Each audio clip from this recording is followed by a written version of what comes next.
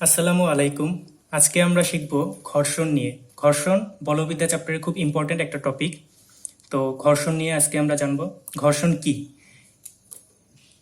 একটি বস্তু অন্য একটি বস্তুর উপর দিয়ে গতিশীল হলে বা গতিশীল হতে চাইলে তাদের মিলনতলে গতিরোধমূলক একটি বল উৎপন্ন হয়, যা গতিকে ব্যাহত করে। এই বলকে ঘর্ষণ বল বলে।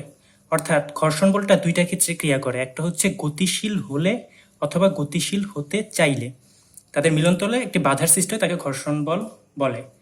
ঘর্ষণ বল সর্বদা বস্তু যে দিকে চলে বা চলার চেষ্টা করে তার বিপরীত দিকে ক্রিয়া করে। ধরো একটি বস্তু এ, এটি বি বস্তুর উপর দিয়ে গতিশীল।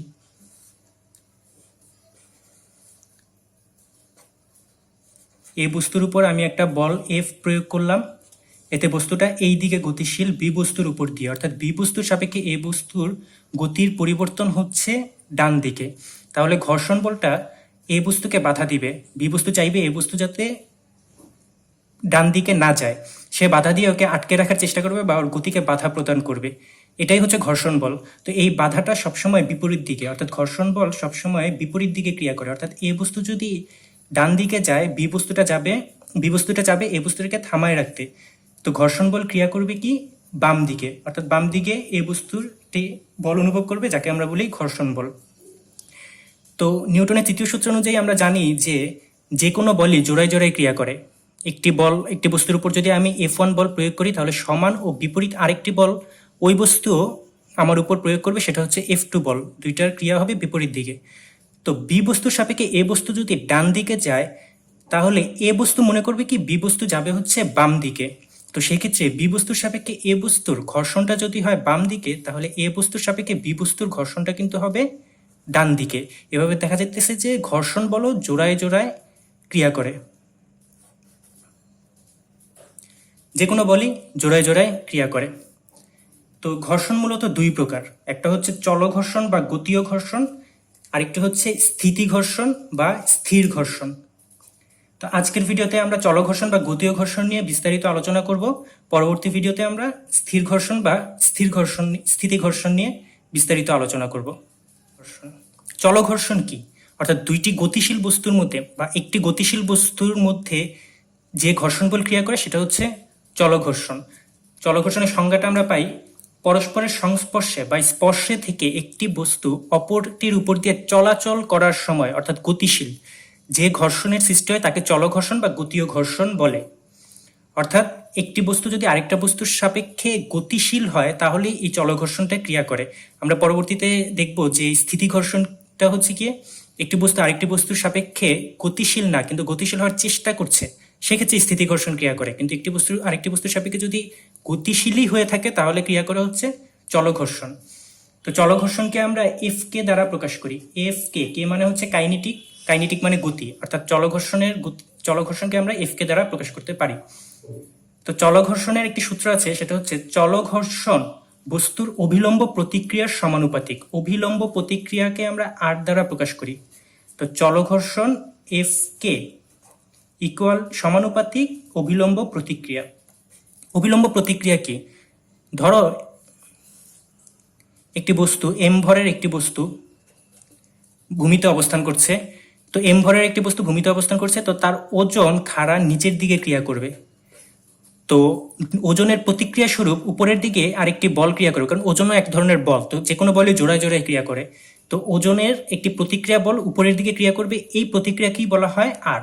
তো এই ক্ষেত্রে যেহেতু দুইটা বল ক্রিয়া করে, একটা হচ্ছে ওজন খাড়া নিচের দিকে আর উপরের দিকে একটি প্রতিক্রিয়া বল, কিন্তু বস্তুটা কিন্তু স্থির থাকে, বস্তুটা উপরেও যায় না নিচেও যায় না। তার মানে বোঝা যায় যে উপরে যে পরিমাণ প্রতিক্রিয়া বল, নিচে সেই পরিমাণ ক্রিয়া বল বা ওজন। তো এক্ষেত্রে আমরা বলতে পারি যে ডাব্লিউ ইকুয়াল টু আর। অর্থাৎ এই ক্ষেত্রে সবসময় প্রতিক্রিয়া বলটা ওজনের সমান হয়, কিন্তু সবসময় কিন্তু প্রতিক্রিয়া বল ওজনের সমান হয় না, সেটা আমরা পরবর্তীতে ম্যাথ করার সময় দেখব। কিন্তু বস্তুটা যদি এরকম বস্তুটা যদি এইভাবে গতিশীল হয়, এইভাবে গতিশীল হয়, সেক্ষেত্রে প্রতিক্রিয়া বল আর ওজন সবসময় সমান হয়। তো আমরা যদি এই সমানুপাতিক চিহ্নটাকে উঠাতে চাই, তাহলে সেক্ষেত্রে আমাদের একটা ধ্রুবক দিতে হয়।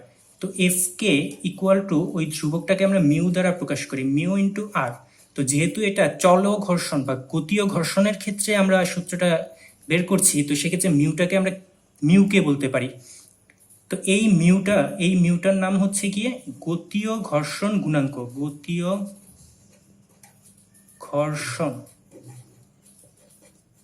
গুণাঙ্ক, একে মিউকে দ্বারা প্রকাশ করা হয়। মিউকে ইকুয়াল টু কি? গতীয় ঘর্ষণ গুণাঙ্ক। তো চল ঘর্ষণের ক্ষেত্রে একটি বিষয় মাথায় রাখতে হবে, চল ঘর্ষণের মান সবসময় ধ্রুবক হয়, অর্থাৎ এফ কে এর মান ধ্রুবক হয়। এখন ধ্রুবক মানে কি? মানে এটা চল ঘর্ষণের মানটা গতি বা বেগের উপর নির্ভর করে না। চল ঘর্ষণের মান বেগের উপর নির্ভর করে। আমরা যখন স্থিতি ঘর্ষণ পড়বো তখন দেখবো যে স্থিতি ঘর্ষণের মানটা অনেক কিছুর উপর নির্ভর করে। দেখা যায় স্থিতি ঘর্ষণের মান যে কোনো সময় এক এক রকম হতে পারে, যে 0 থেকে একটা নির্দিষ্ট মান পর্যন্ত হতে পারে, কিন্তু চল ঘর্ষণের মান সবসময় একটাই থাকে। তো কি থাকে সেটা আমরা F K equal to mu k into R দিয়ে আমরা বের করতে পারি। তো এক্ষেত্রে আমরা চলঘর্ষণ রিলেটেড কিছু ম্যাথ করব। তো ওই ম্যাথ করলে আমার মনে হয় যে চলঘর্ষণ নিয়ে অনেক কনফিউশন দূর হবে। তো আমরা প্রথম গাণিতিক সমস্যায় চলে আসি। তো এখানে দেখা যাচ্ছে যে 5 কেজি ভরের একটি বস্তু এ বস্তুটার উপর 50 নিউটন বল ডান দিকে প্রয়োগ করা হয়েছে। তো সেই ক্ষেত্রে মিউকে অর্থাৎ গতীয় ঘর্ষণ গুণাঙ্ক দেওয়া আছে 0.3। আচ্ছা, মিউকের কিন্তু কোনো একক থাকে না, মিউকের একক নেই। কেন মিউকের একক নেই? তো আমরা তো জানি হচ্ছে গিয়ে F K equal to mu k into R. তো সেক্ষেত্রে লেখা যায় যে mu k equal to F K divided by R. তো এফ কে এটা হচ্ছে একটা বল, ঘর্ষণ বল, তো এটার একক কিন্তু নিউটন।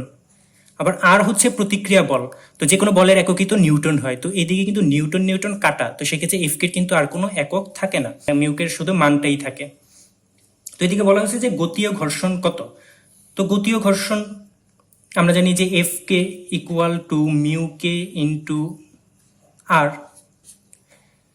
তো এদিকে এফ কে এর মানটা আমার বের করতে হবে। মিউকের মান তো 0.3 দেওয়া আছে, তো সেক্ষেত্রে আর এর মান কত? এদিকে আর হচ্ছে কি অভিলম্ব প্রতিক্রিয়া। তো দেখা যাইতেছে যে একটি বস্তুর উপর 5 কেজি ভরের বস্তুর ওজনটা খাড়া নিচের দিকে ক্রিয়া করবে, ডাব্লিউ ইকুয়াল টু 5g। তাহলে উপরের দিকে একটা প্রতিক্রিয়া বল ক্রিয়া করবে আর। তো এক্ষেত্রে দেখা যাইতেছে যে বস্তুটা উপরেও যাচ্ছে না নিচেও যাচ্ছে না, তার মানে প্রতিক্রিয়া বল আর ওজন কিন্তু সমান। তো সেক্ষেত্রে আর এর মানটা কত? 5g। অর্থাৎ ক নাম্বারটা আমরা কিভাবে সলভ করতে পারি?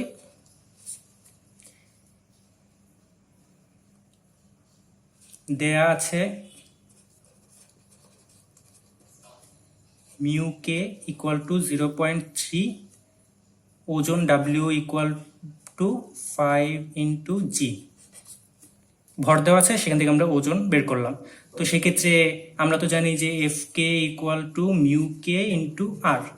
তো মিউকের মান হচ্ছে 0.3 ইন্টু আর এর মান হচ্ছে 5g, কারণ এক্ষেত্রে ওজন আর আর এর মান সমান। তো সেক্ষেত্রে ক্যালকুলেশন করলে হয় 14.7 নিউটন। অর্থাৎ গতীয় ঘর্ষণ কত? 14.7 নিউটন। যেহেতু বল প্রয়োগ করা হয়েছে সামনের দিকে, এই দিকে বল প্রয়োগ করা হয়েছে, তো গতীয় ঘর্ষণটা ক্রিয়া করবে পিছনের দিকে। তো পিছনের দিকে 14.7 নিউটন বল ক্রিয়া করবে। এটা হচ্ছে ঘর্ষণ বল। তো পরবর্তীতে যে কোশ্চেনটা দেওয়া আছে সেটা হচ্ছে এ ব্লকটির ত্বরণ কত? এ ব্লকটির ত্বরণ কত? তো আমরা জানি যে একই বস্তুর উপর যদি দুটা বল ক্রিয়া করে, যেমন ধরো যে এই যে একটা বস্তু, এই বস্তুর উপর যদি একই সাথে দুইটা বল ক্রিয়া করে, যেমন ধরো যে এদিকে ধরো 10 নিউটন বল প্রয়োগ হয়েছে আর এদিকে ধরো যে 5 নিউটন বল প্রয়োগ হয়েছে, তো বস্তুটা কোন দিকে যাবে? বস্তুটা অবশ্যই ডান দিকে যাবে। কেন ডান দিকে যাবে? কারণ ডান দিকে বেশি পরিমাণ বল প্রয়োগ হয়েছে। কিন্তু বস্তুটা কিন্তু ডান দিকে 10 নিউটন বলের জন্য যতটুকু যাওয়ার কথা ততটুকু কিন্তু যাবে না, ও কিন্তু আরো কম যাবে। কারণ ডান দিকের 10 নিউটনের মধ্যে আবার 5 নিউটন বল বাম দিকে ক্রিয়া হওয়ার কারণে 5 নিউটন বল কিন্তু ক্যান্সেল হয়ে যায়। তো সেক্ষেত্রে কিন্তু বস্তুটা টোটালি নেট কতটুকু বল অনুভব করবে? এফ নেট ইকুয়াল টু প্রথমে 10 নিউটন বল ডান দিকে গেছে, তো এটাকে যদি আমরা পজিটিভ ধরতে হবে, আর যেহেতু এটা ভেক্টর বিপরীত দিকে ক্রিয়া করছে, তো সেক্ষেত্রে একটাকে নেগেটিভ ধরতে হবে। তার মানে 10 - 5 = 5 নিউটন বল ও ফিল করবে। তো এই ক্ষেত্রে দেখা যাইতেছে যে ব্লকটির ত্বরণ কত, সেক্ষেত্রে আমরা জানি ত্বরণ F = ma। তো এম এর মান তো দেওয়াই আছে। তো সেক্ষেত্রে এদিকে টোটালি কতটুকু বল অনুভব করবে এই ব্লকটিকে ডান দিকে 50 নিউটন বল প্রয়োগ করা হয়েছে, তো এটাকে যদি আমরা পজিটিভ ধরি তাহলে কিন্তু এটাকে নেগেটিভ ধরতে হবে, কারণ এটা কিন্তু বাম দিকে বিপরীত দিকে। তো সেক্ষেত্রে আমরা বলতে পারি যে বল ওর মধ্যে টোটালি কতটুকু প্রয়োগ করা হয়েছে, 50 নিউটন পজিটিভ প্লাস -14.7 = এম এর মান 5 × a, বা 5a = 50 - 14.7। সুতরাং a = কত আসে, আমি একটু ক্যালকুলেশন করি, 7.06 newton, 7.06 metre per second square. অর্থাৎ ত্বরণ কত, 7.06 মিটার পার সেকেন্ড স্কোয়ার। তো আমরা এখন আরেকটা ম্যাথ করব। টোটালি আমরা আজকে 4টা ম্যাথ করব, তো একটা ম্যাথ করে ফেললাম। এখন আমরা দ্বিতীয় ম্যাথে যাব। দেখো এটার মধ্যে কি বলা হয়েছে, যে একটি গাড়ি সুষম বেগে চলছে, গাড়িটির অভিলম্ব প্রতিক্রিয়া 1000 নিউটন এবং এর উপর 500 নিউটন গতীয় ঘর্ষণ ক্রিয়া করলে গতীয় ঘর্ষণ গুণাঙ্ক কত। তো আমরা জানি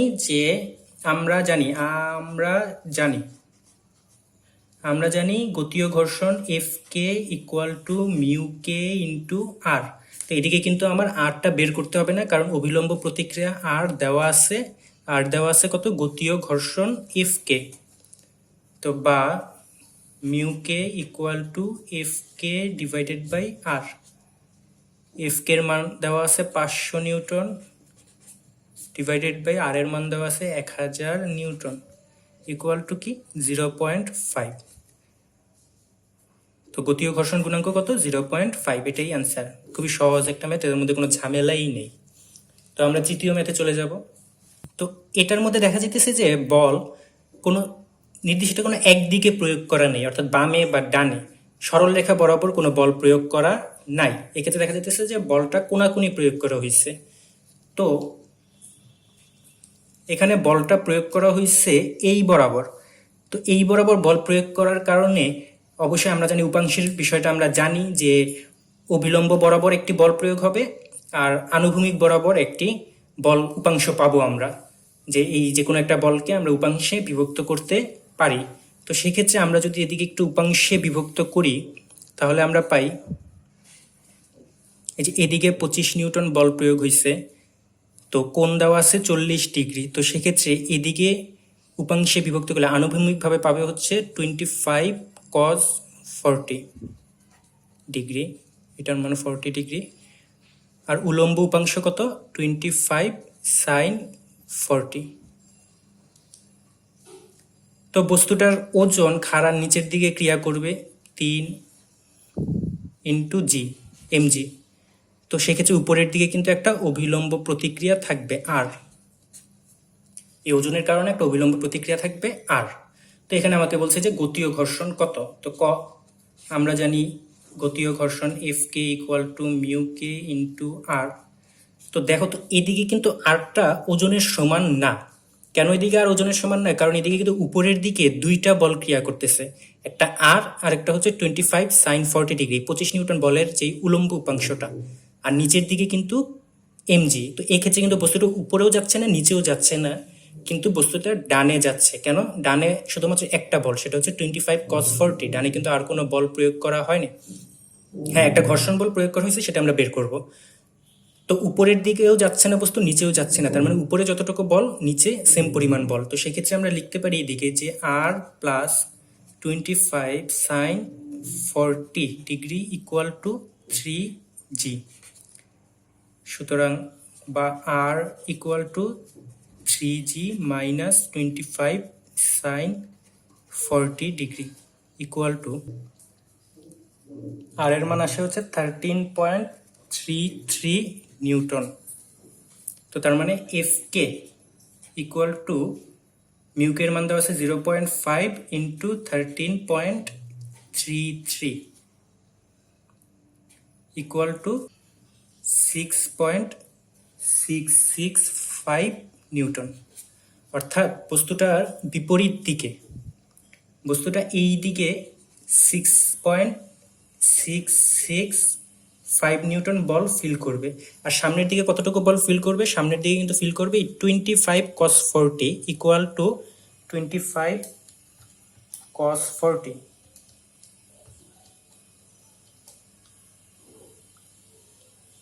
19.15 নিউটন বল বস্তুটা সামনের দিকে অনুভব করবে। তো পিছনের দিকে অনুভব করে 6.665 নিউটন। তো যেহেতু সামনের দিকে ও বেশি বল অনুভব করবে, তার মানে বস্তুটা কিন্তু গতিশীল, বস্তুটা সামনের দিকেই যাবে। তো খ নাম্বারে কোশ্চেনে বলা হয়েছে যে ব্লকটির ত্বরণ কত। সেম, যে সামনের দিকে যেহেতু বস্তুটা যাবে, তো এটাকে আমরা পজিটিভ ধরি, আর পিছনের দিকে যাবে তার মানে এটা নেগেটিভ। তো পজিটিভ মাইনাস নেগেটিভ মানে হচ্ছে ও টোটালি বল অনুভব করবে, আমরা জানি F equal to M A. তো বল অনুভব করবে 19.15 minus 6.665 equal to 3 into A, বা A equal to 19.15 minus 6.665 divided by 3 equal to calculation করলে আসে হচ্ছে 4.16 metre per second square per প্রায়। তো গতীয় ঘর্ষণ আমরা বের করলাম হচ্ছে 6.665 নিউটন, আর ত্বরণ বের করলাম 4.16 মিটার পার সেকেন্ড স্কোয়ার। তো আশা করি ম্যাথটা বুঝতে পারছো। তো আমরা এখন পরবর্তী ম্যাথে যাব। এই ম্যাথটাও প্রায় সেম, এটার মধ্যে তফাৎ হচ্ছে আগের ম্যাথের থেকে যে ওইটার মধ্যে বলটা প্রয়োগ হয়েছে এই দিকে, কিন্তু এটার মধ্যে বল প্রয়োগ হয়েছে এই দিকে। তো একইভাবে আমরা উপাংশে বিভক্ত করব। তো উপাংশে কিভাবে বিভক্ত করব? বস্তুটার উপর এই দিকে বল প্রয়োগ করা হইতেছে, এই দিকে। তো আমরা বলতে পারি যে বস্তুটা এই দিকে বল প্রয়োগ করা হইতেছে, এদিকে প্রয়োগ করে আর এদিকে প্রয়োগ করে একই কথা, কারণ আমরা সমান্তরাল মানে দিক সেম আর মান সেম ধরতে পারি আমরা, কারণ যে কোনো ভেক্টরকেই সমান্তরালভাবে যে কোনো দিকে মুভ করা যায়। তো সেই ক্ষেত্রে এদিকে প্রয়োগ হয়েছে 10 নিউটন বল। তো এর একটা আনুভূমিক উপাংশ আছে, একটা উলম্ব উপাংশ আছে। তো আনুভূমিক আর এটা এই কোণটা দেওয়া আছে কিন্তু 30 ডিগ্রি। তো সেক্ষেত্রে এটাও কিন্তু 30 ডিগ্রি হবে, বিপ্রতীপ কোণ। তো এদিকে আনুভূমিক উপাংশ হয় হচ্ছে গিয়ে 10 cos 30 ইকুয়াল টু 10 cos 30 এর মান আসে 8.66 নিউটন বল ও আনুভূমিক দিকে ফিল করবে, আর উলম্ব দিকে অর্থাৎ নিচের দিকে ফিল করবে হচ্ছে গিয়ে 10 sin 30 ইকুয়াল টু 5 নিউটন। তো নিচের দিকে তো ওর একটা ওজনও ক্রিয়া করবে। ওজনটা কি? 2g, যেহেতু বস্তুটার ভর 2 কেজি, তাহলে এর জন্য একটা উলম্ব উপাংশ আর উপরের দিকে ক্রিয়া করবে। যেহেতু বস্তুটা উপরেও যাবে না নিচেও যাবে না, তার মানে বোঝা যায় যে উপরের দিকে প্রয়োগ করা বল আর নিচের দিকে ফিল করা বল একই। তো সেক্ষেত্রে আমরা বলতে পারি যে R equal to 2g plus 10 sin 30 মানে 2g প্লাস 5 নিউটন। তো ক নাম্বার, গতীয় ঘর্ষণ কত? আমরা জানি যে F K equal to mu k into R. তো এদিকে কি? R equal to 2g plus 5 equal to 24.6 newton. তাহলে এফ কে ইকুয়াল টু মিউকের মান 0.2 ইন্টু আর এর মান 24.6 ইকুয়াল টু 4.92 নিউটন। তো বস্তুটা পিছনের দিকে 4.92 নিউটন বল অনুভব করবে, ঘর্ষণ বল অনুভব করবে। আর বস্তুটা যেহেতু সামনের দিকে 8.66 নিউটন বল অনুভব করবে, তো সেক্ষেত্রে বস্তুটা কিন্তু সামনের দিকে যাবে, কারণ সামনের দিকে বলটা বেশি, তো এই বস্তুটা গতিশীল। তো খ নাম্বার কোশ্চেনটা আমরা সলভ করি যে ব্লকটির ত্বরণ কত। তো একই, যে আমরা জানি F equal to M A. তো সামনের দিকে বস্তুটা 8.66 নিউটন বল ফিল করবে, আর পিছনের দিকে 4.92 নিউটন, তার মানে মাইনাস 4.92 ইকুয়াল টু বস্তুটার ভর 2 ইন্টু এ, বা 2a ইকুয়াল টু 3.74, সুতরাং a equal to 3.74 divided by 2 equal to 1.87 metre per second square প্রায়। তো গতীয় ঘর্ষণ কত? 4.92, আর ব্লকটির ত্বরণ কত? 1.87 মিটার পার সেকেন্ড স্কোয়ার। তো আশা করি এই ম্যাথটাও বুঝতে পারছো। তো আমরা আজকে লাস্ট একটা টপিক নিয়ে কথা বলেই ভিডিওটা শেষ করব, সেটা হচ্ছে গতীয় বা চলঘর্ষণ কোণ।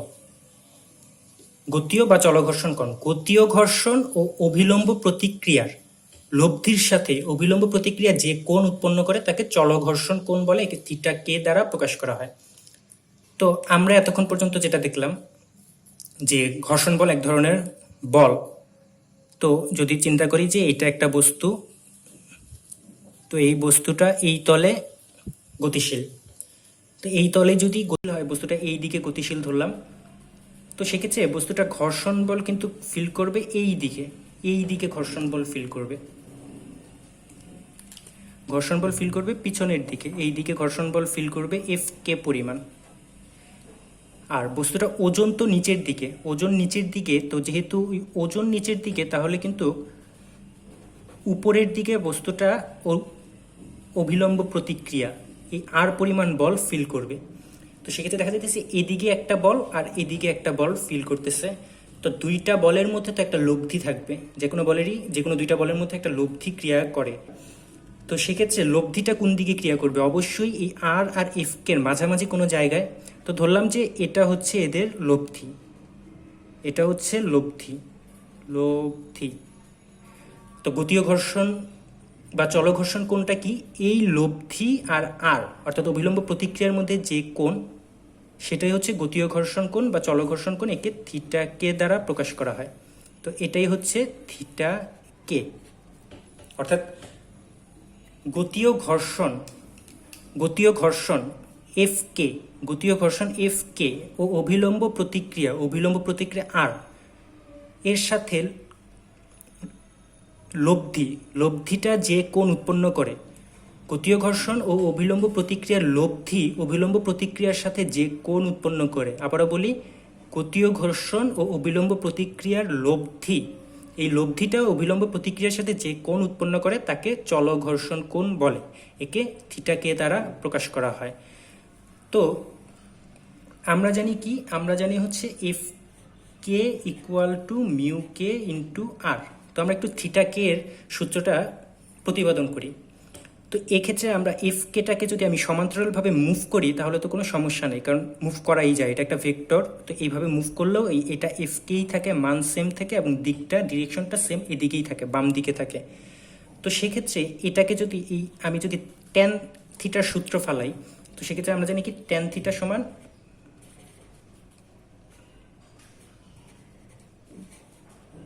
লম্ব বাই ভূমি। ট্যান থিটা ইকুয়াল টু কি? লম্ব বাই ভূমি। তো এটা যেহেতু থিটাকে, আমি এটাকে থিটা কেই লিখলাম। ট্যান থিটাকে ইকুয়াল টু লম্ব বাই ভূমি।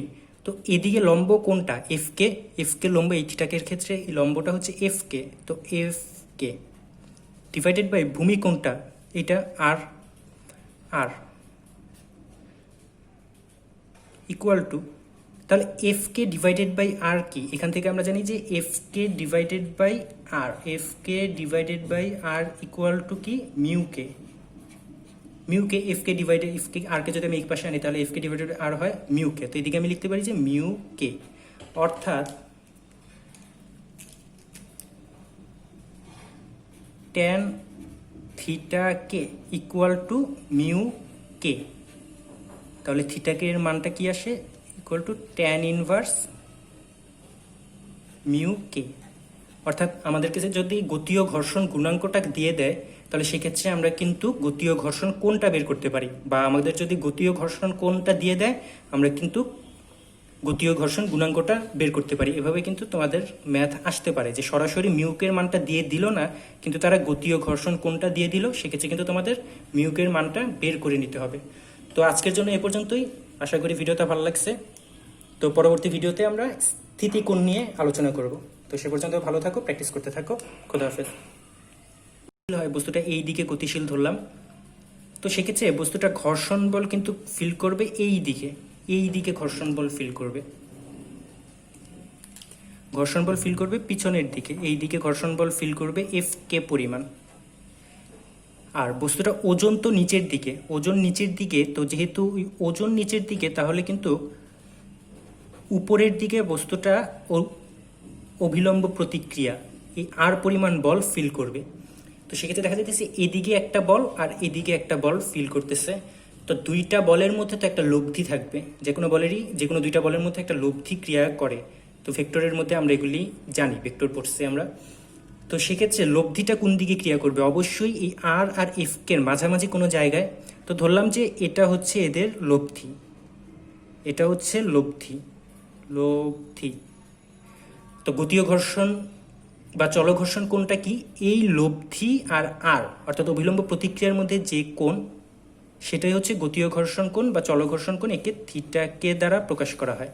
তো এটাই হচ্ছে থিটা কে, অর্থাৎ গতীয় ঘর্ষণ এফ কে, গতীয় ঘর্ষণ এফ কে ও অভিলম্ব প্রতিক্রিয়া আর এর সাথে লব্ধিটা যে কোণ উৎপন্ন করে, গতীয় ঘর্ষণ ও অভিলম্ব প্রতিক্রিয়ার লব্ধি অভিলম্ব প্রতিক্রিয়ার সাথে যে কোণ উৎপন্ন করে, আবারও বলি গতীয় ঘর্ষণ ও অভিলম্ব প্রতিক্রিয়ার লব্ধি, এই লব্ধিটা অভিলম্ব প্রতিক্রিয়ার সাথে যে কোণ উৎপন্ন করে তাকে চলঘর্ষণ কোণ বলে, একে থিটা কে দ্বারা প্রকাশ করা হয়। তো আমরা জানি হচ্ছে F K equal to mu k into R. তো আমরা একটু থিটা কে এর সূত্রটা প্রতিপাদন করি। তো এক্ষেত্রে আমরা এফ কেটাকে যদি আমি সমান্তরালভাবে মুভ করি তাহলে তো কোনো সমস্যা নেই, কারণ মুভ করাই যায়, এটা একটা ভেক্টর। তো এইভাবে মুভ করলেও এটা এফ কেই থাকে, মান সেম থাকে এবং ডিরেকশনটা সেম এদিকেই থাকে, বাম দিকে থাকে। তো সেক্ষেত্রে এটাকে যদি আমি যদি ট্যান থিটার সূত্র ফালাই, তো সেক্ষেত্রে আমরা জানি কি ট্যান থিটা সমান